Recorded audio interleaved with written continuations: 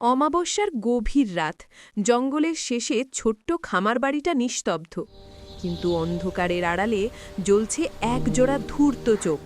তার নাম লালু, জঙ্গলের সবচেয়ে চতুর শেয়াল। সে জানে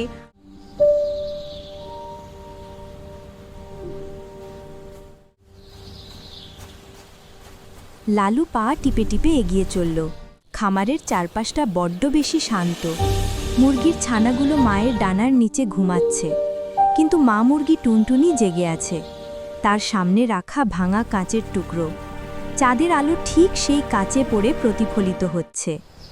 লালু দরজার কাছে আসতেই থমকে দাঁড়ালো। সে ভেতরে কিছু একটা নড়তে দেখল।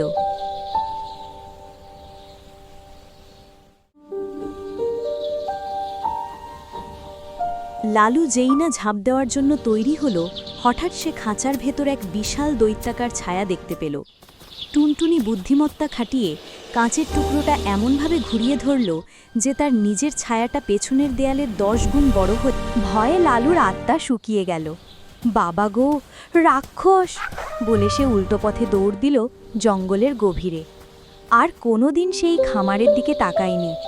টুনটুনি তার ছানাদের দিকে তাকিয়ে মুচকি হাসল। বুদ্ধি থাকলে শক্তি ছাড়াও যে পরিবারকে বাঁচানো যায় তা আজ প্রমাণ হলো।